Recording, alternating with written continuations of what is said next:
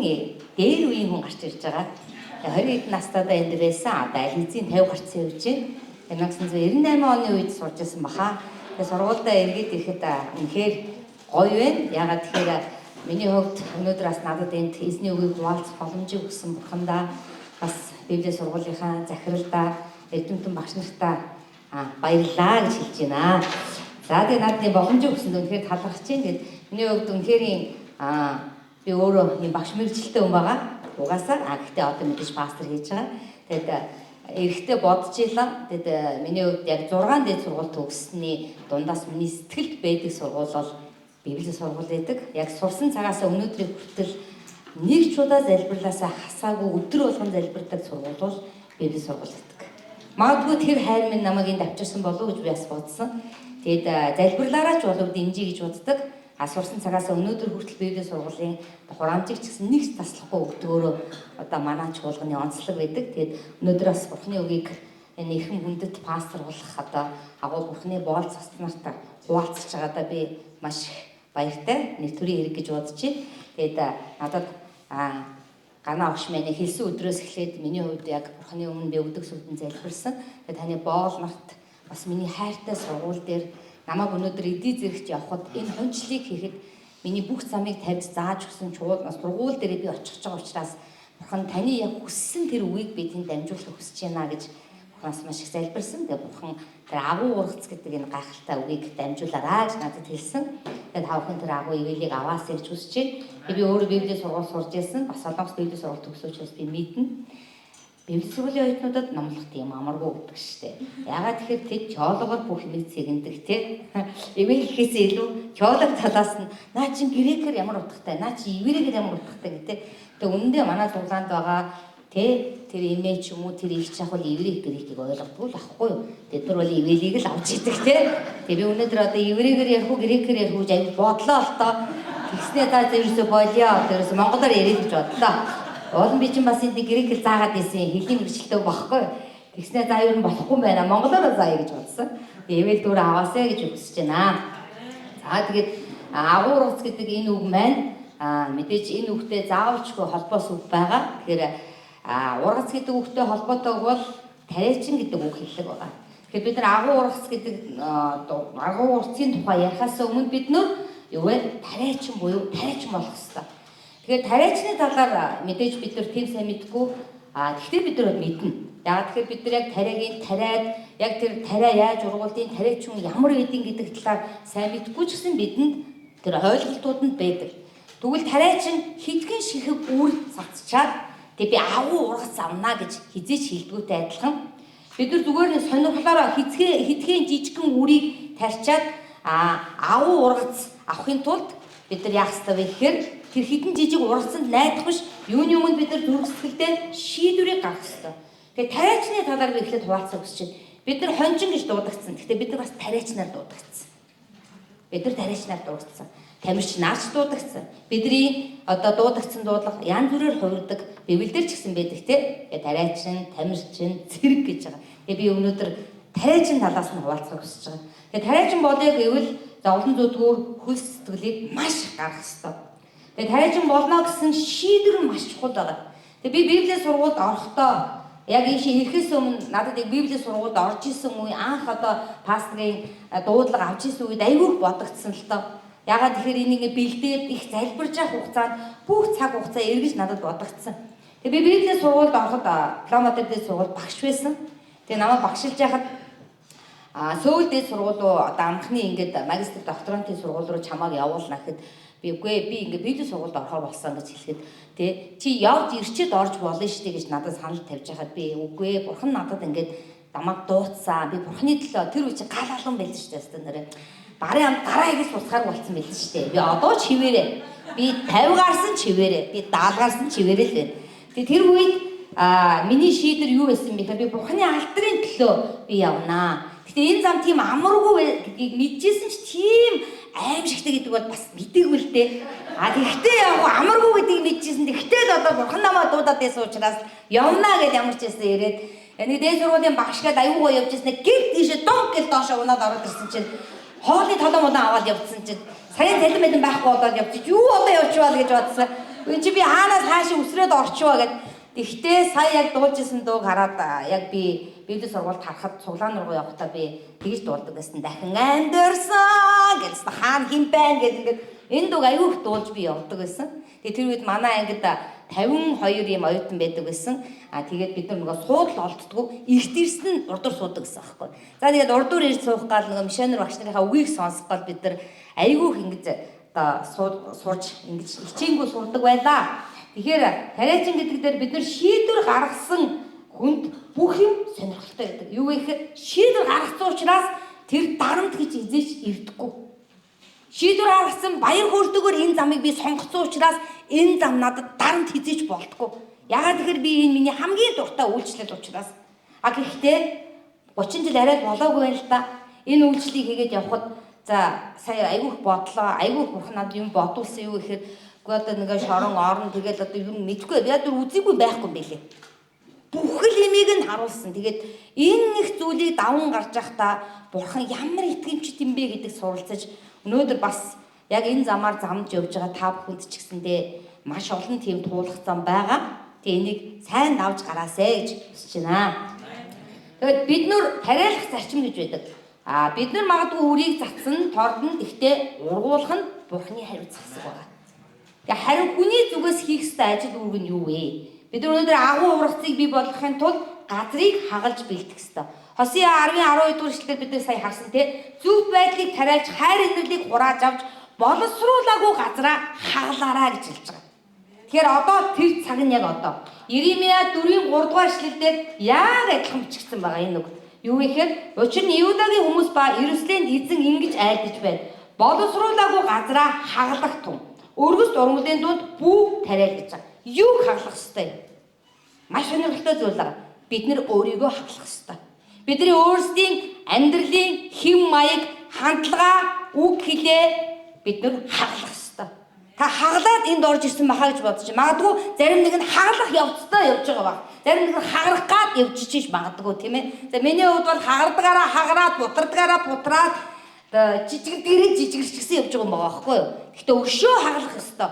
Бид нар өөрийгөө хаглаа гэж. Иремья 22-21 дугаар шилдээр хэлж байгаа. Сайн сайхан үед чинь би чамд хэлсэн боловч би сонсохгүй гэсэн чи дуу хоолойг минь дагаагүй залуугасаар замчин байваа гэсэн. Тэгээ бидний өөрсдийн өөрчлөгдөж чадахгүй байгаа тэр дадал амьдралын хэм маяг, хандлага, үг хэлэг эдгээр зүйлийг бид нар хагалж өөрчлөх ёстой. Нэгсэндээ дастаж хайж хэрэг болохгүй зуршил хэм маяга үнсээр нь дастаж хаяасаа гэж хүсэж байна. Тэгээ энэ үйлчлэлийг хийгээд мэдээж би нэг насаа хилээд баг тийм дуртай шимэгтэй хүн чинь тийм биз дээ. Чин тэтгэврийн нас руу ойрч байгаа юм яриад баг тийм дуртай байхгүй шүү дээ. Гэхдээ тийм өндөр наслаагүй л байна л та. Гэхдээ миний хувьд бол ерөн хонжил хийгээ явж хахад хүн өөрийгөө аюу хагалах ёстой байна. Бид өдөр болгон өөрийгөө хагалж явах ёстой. Бид өдөр болгон эзэн юм өөрийгөө өөрчилж явах ёстой. Би болцсон байна. Би үнэхээр одоо хэлж байна гэж л байгаа бол энэ уруудахын тэмдэг юм байна гэж миний хонжлын дуршлагаар бол тэгж л гарч байгаа. Өнөөдөр магадгүй яг энэ үе дээр ирээд миний хамгийн ухаарж байгаа зүйл юу вэ гэхээр одоо жинхэнэ хагарч, одоо жинхэнэ даруусаж, одоо жинхэнэ эзнийг үргэлжлэх үед тэр ухаарал, тэр гайхамшигтай Бурхны оршууд илүү мэдэрдэм байна гэдгийг ойлгож байгаа. Тэгэхээр дастаж хаях хэрэг болохгүй зуршил хэм маяга үнцээр нь дастаж хаяасаа гэж хүсэж байна. Иохан 15-2 дугаар шилдээр хэлж байгаа. Миний дотор байвч жимс ургуулдаг мөчөр үрийг тэр авч хайнаа. Жимс ургуулдаг мөчөр үрийг их жимстэй болгохын тулд тэр тайрч арчилдаг гэж. Өөр жимс гарахгүй мөчрийг дастаж хаях хэрэгтэй гэсэн. Тэгэхээр өнөөдөр бид нар өөрсдийнхөө муу зуршлыг бид нар дастаж хаях ёстой. Магадгүй хин нэгэн бидийг тэгж хардаг.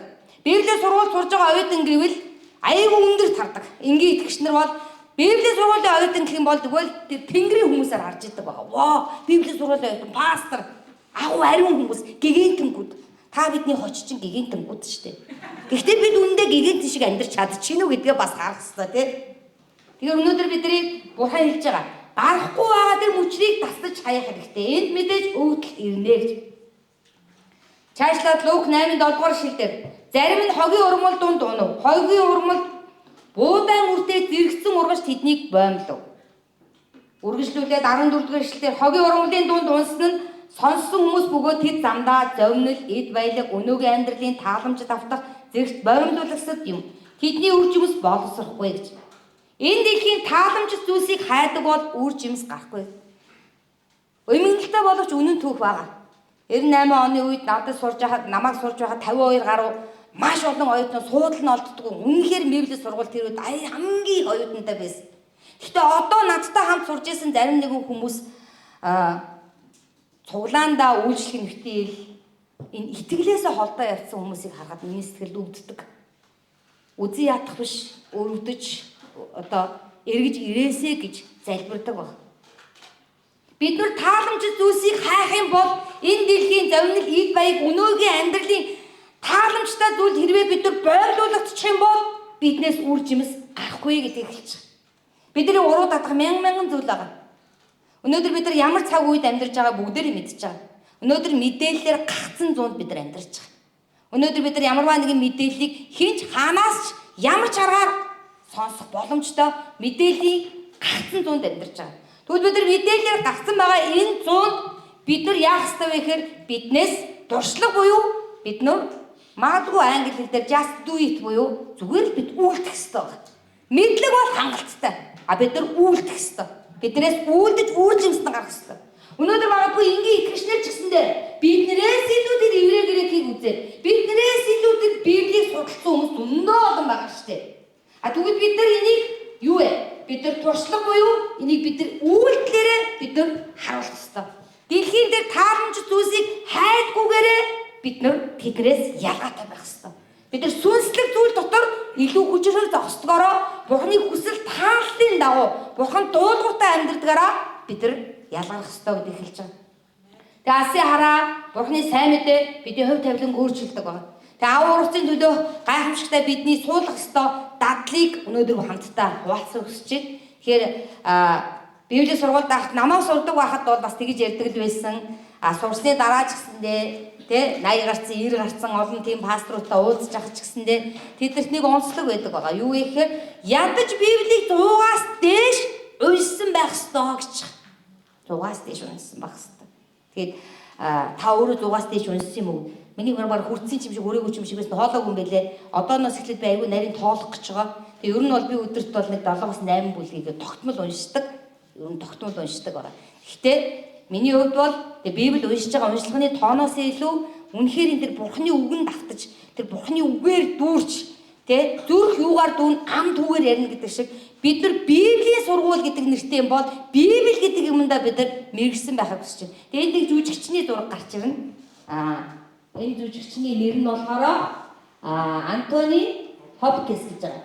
За энэ хүний түүхийг би сонсоод аюу биширсэн байхгүй. Христ тал дээр биш.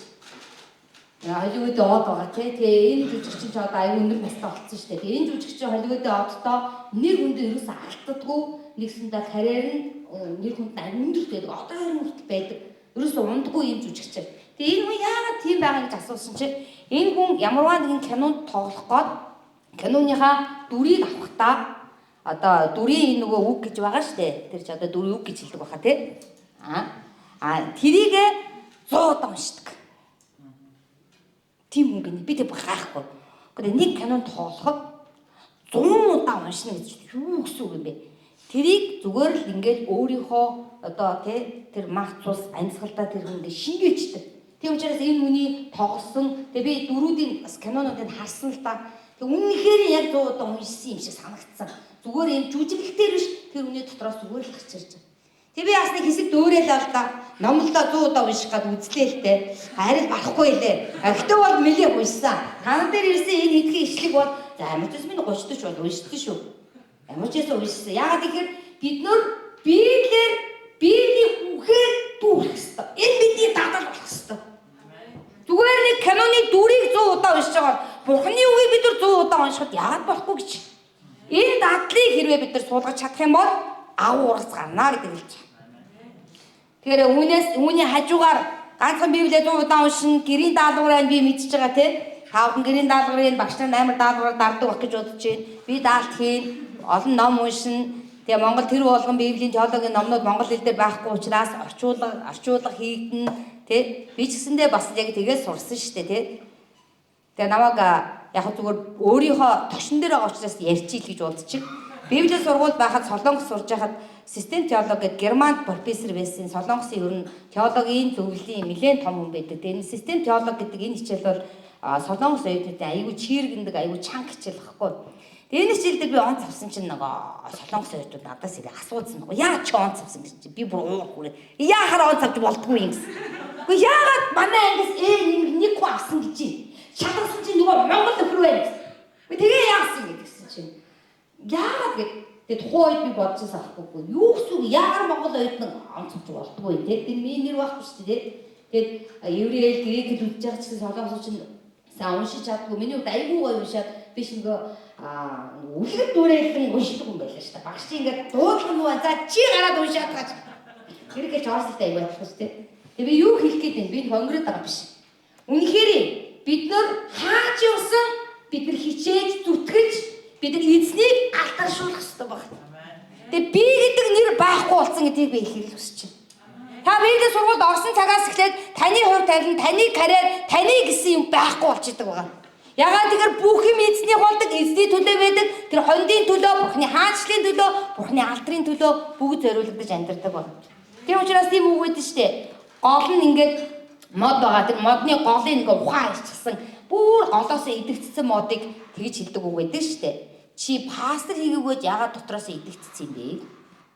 Бид нар ийм үйлчлэлийг авсан гэдгийг санаасаа гэж хүсэж байна. Үүнийг давж гарах зүйл бол Бурхны үг л баг. Тэгээ Бурхны үгэнд мэрэгсэн нэгэн байгаасаа гэж хүсэж байна. Тэгээ бидний дараагийн дадал бол юу вэ? Агуу тэр ургацын төлөө Библийн сургууль сурж авах хугацаанд бидний хийх ёстой зүйл бол мэдээж эцэс төгсгөлгүй эсний өмнө өвдөг сүгдэн суух залбирлага. Тэгээ би олон залбирлыг хийжсэн. Гэхдээ би энэ жил нөгөө мэдхгүй гинн онгор гэх юм уу гал алуунаасаа болоод нэг юм жоохон үртэж нэг юм хийсэн. Юу вэ гэсэн чинь Монголын төлөө дүрсгэл амар ингээд догтлдог те. Угаасаа би бол Иесусээр галзуурсан юм ихтэй байхгүй. Намайг галзуу өгдөг. Чи би галзуурсан. Гэтэ би Иесусээр галзуурсан шүү гэдэг байхгүй. Тэг яасан бэ гэсэн чи би за Монгол аяг өрцөө. Сайн мэдээ зэдэ чинь цааш болохоо байгаад байна гэж. Мишонертэй гэсэн чи манай мишонер. Даал гарсан миний багш шүү. Гэлсэн. За тэр 40 өдөр 24 цагийн залбирал хий. Ерөөсө цуглаанда хоноод өнжөөл ингээд хий 40 өдөр гэсэн. За манай за тэгдэг гэсэн. Тэр нь хизээ хэлсэн бэхээр 9 сарын дундуур эхлээд явсан чинь 10 сарын ихэд нэг өвлийн үүдэ орсон. Тэгээд ерөөсө манай нөгөө өөрөө халаалтаа учраас халаалтаа өгөхгүй би гүрийцсэн. За халаалтаа өгөхгүй шүү гэл. Тэр бид нар яг 24 цагаар дасахгүйгээр цуглаанда хоноод тэгээд ингээд нөгөө ээлжлээ залбирсан. За тэгээд 40 өдөр 3 цаг өнгөрөөгөө залбир босон гэдэг бол за уушлаа сүүлдээ би баг хааяа мэдрсэн. Баг ингээд нөгөө 3 өнгөрөөгөө босоод тэгээд тэр чинь будаж унтахгүй ажил хийгээд явчихж байгаа учраас тэгээд би хэлсэн аахгүй. Йоо ийм амин хэцүү би бийсэн бод би юу ч хийх юм бэ гэсэн чинь чамаа мэдээлэл хэлээд байгаа байх гэж бодсон шүү дээ.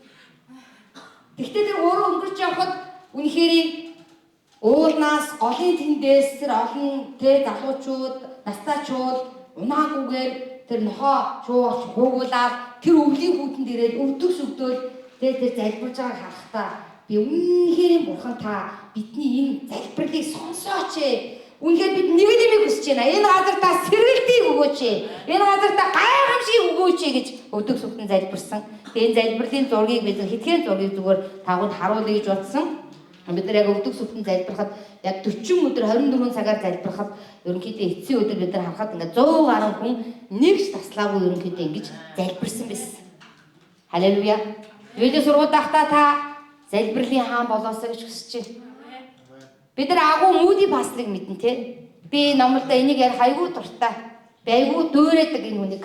Муди пастор юу вэ? Тэр бизнесээ баян хүмүүс хийсэн. За одоо би асрамжийн газар байгуул, сургууль байгуулна. Тэд нар энэс Муди чи гэдэг өөрийг хардаа чиний өмд чинь нөхөөстэй байна. Чиний пижак чинь нөхөөстэй байна. Хизээ чи пижакаа сольсож бидгүй. Чиний өмсөн гутал хэдэн ч удаа ояад ханзарсан. Чи ийм байж яа чи сургууль байгуулах гэж чам мөнгө байгаа мó гэж асуувал Муди юу гэсэн. Надад мөнгө байгаа гэж хэлсэн.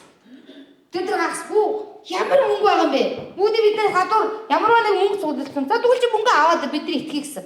Муди байж байгаа гараа бодсон. Үнэхээр Мудид мөнгө байгаа болов гэж бодсон. Муди маш олон олдгийг авч урч ирсэн.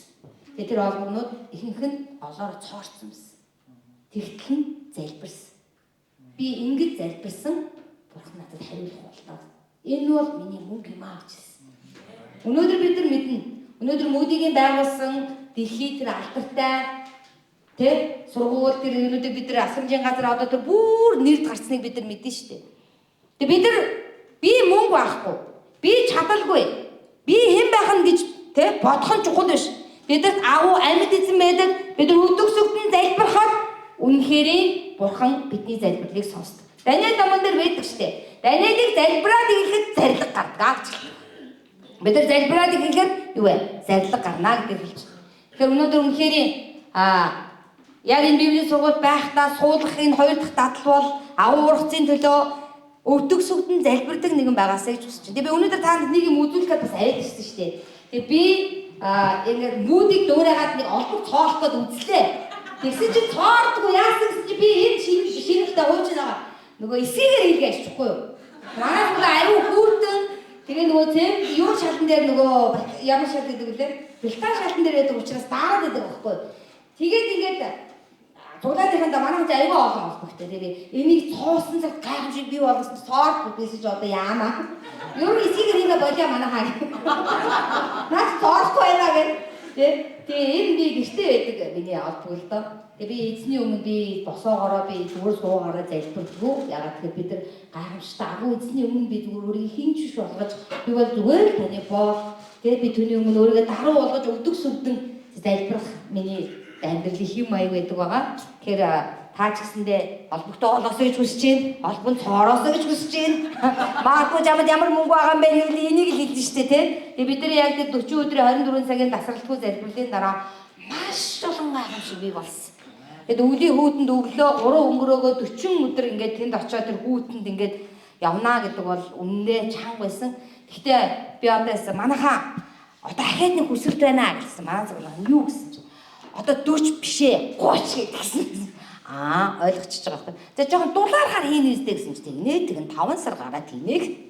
Агаад 24 цагаар сонгуулийн төлөө залбирэх гэсэн. Бид нар эднэрт дарлахгүй. Энэ Бурханы ард түмэн байгаа цагт энэ газар үнэн зөв ялхал болно. Бид нар талбай дээр очиод уяагаар өөрийгөө толгоогоор ороочоод ингээд суух нь чухал биш ээ. Бид нар эзний өмнө өвдөг сүгдөөд бид нар нацаг бариад залбирх нь үнэхээр Бурханы дуу хоолойд хүрэх болно. Та хүн ч гэсэн нэг залбираасаа гэж үзэж угаасаа залбирдаг байгаа гэж бодож байна.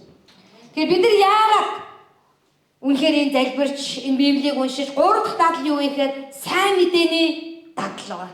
Тэгэхээр энэ бол бидний амьдралын нэг хэсэг нь зүгээр байх ёстой. Зүгээр сайн мэдээ тараа гэдэг өдөр гаргаад сайн мэдээний өдөрлөг биш. Энүүгээр бид нар зүгээр амьсгалж явах ёстой байгаа. Би надтай Есүс итгэдэггүй надтай би уулзсан хүн болгонд ийм өгүүлбэрийг хэлдэг. Чи надтай уулзсан чи учиртай гэдэг дандаа. Ямар учиртай ихээр учиртай чамайг намд руу нэг хүн явуулсан. Айгу сериус нэрэж ш. Чамайг над руу нэг хүн явуулсан. Хин явуулсан гэхээр дараа хэлэмц. Тэгээ миний хувьд үнэхээр юм одоо би 2 докторийн ажлыг явьж байгаа. Бид хүний мэдсэн чинь 2 доктор болсон байхгүй бодож хийж болов. 2 докторийн эзэмшилгээ ажлыг одоо юу чийгээд байгаа юм. Сүүлдээр нь амьдрал юу болоод байгааг мэдхэж болж байгаа. Гэхдээ ямар ч байсан гол юм мэдээж алдагдуулдаг. Гэхдээ би тэр одоо докторийн ажил хийж байгаа тэр профессор багш нарт би шууд хэлдэг. Би пастор гэдэг. Тийм үү за пастор ямар юм бэ тийм. За пастор гэдэг бол гэх юм. Багштай нэг өдөрт багштай яриас үзэж байна. Мобист болчихсон чи нэлээд арай 9 болчихсон чи. За одоо болоо удаа явал би тань талаар ор шинжийн жижиг ямар амар урам тоо юм бэ. Би ч илтгэж чи пастор штэ чи тийм баха. Тэгээ мобист ч гэсэндээ бас магистраа хамгаалж яхад бас ихжсэн. Манай нэг багш сургууль руугаа гэртээ авч чад ингээ намайг яриулчихсан. За болоо. Одоо ер нь энэ талаар яхаа болоо гэсэн. Уу яасан бэ багш? Ер нь ч удаа ярил би итгэж гээд байна гэх. Тэгэхээр бид нар сайн мэдээ бид нар юу вэ? Бидний дадал болох ёстой. Тэгэхээр энэ нэг ийм юу байгаа? Тоо үзүүлэлтийг би зүгээр үзүүлэе гэж одоо би яриад ирсэн. Энэ бол зүгээр бодит үнэн учраас тийм. Тэгээ та бүхний одоо дээд төгсөлтийн чинь үн чинь тийм. Үнэхээр эзний алдрын төлөө бид явж байхад эзэн хэрхэн гайхамшиг үйлдсэн бэ гэж. Энэ бол манай чуулганы яг 98 оноос хойш 2013 он хүртэл сайн мэдээ тараагаад цуглаанд ирсэн итгэгчдийн тоо байхгүй. Цуглаанд ирсэн итгэгчдийн тоо. Тэгэхээр мэдээж бүгд суурьхгүй л дээ. Гэтэ эдгээр хүмүүсийг бид нар зүгээр гудамжинд явж байхад нь аваад ирэхгүй шүү дээ. Тэгэхээр бид нар сайн мэд бидний гангараа бол сайн мэд юм аа. Бидний бахархал бол сайн мэд юм аа. Бид нар сайн мэдээгээр амьд, сайн мэдээгээр амьсгалах хэрэгтэй. Биний ам нэгтгэд гэрчлэл гарч явах хэрэгтэй гэж байна. Сургаалт үгс 24:11-р ишлэгийг бүгд хамтдаа уншицгаая гурваа. Үхэл рүү туугдах хүмүүсийг гарч ийн үү? Үхэл рүү туугдах хүмүүсийг алагдах газрынхаа зүг гэлдэх хүмүүсийг буцааж авчрахаас хойш бүү суугч. Бид нар үхэл рүү туугдаад явж байгаа, алагдах гэлдэж явж байгаа хүмүүсийг бид аврахын төлөө хизээж хойш сууж болохгүй. Би Библийн сургуульд байхдаа тарааш шүү сайн мэдээд хараадаг байсан. Тэгээд юу вэ? Заримдаа би яадаг байсан бэ гэхээр мэдээд тэр үед бол Монгол багш нар ховор лээсэн мишэнерүүд их байсан. Тэр үед гал уунч байсан. Ямар сайн дээр нөгөө аборт хийлгэж байгаа эмэгтэйчүүдийн эмнэлгийн үүдэн дээр очсон би сууж байгаа гэдэг. Наа чин буруу гэсэн хэвээр баахан юм суулцсан. Өө чи одоо гараач гэх нэг эмнэлгийнх нөгөө юуг нь хаагаад чи одоо энэ юу яриад байгаа юм энийг юм одоо өвчтэй байш гин. Өгөө.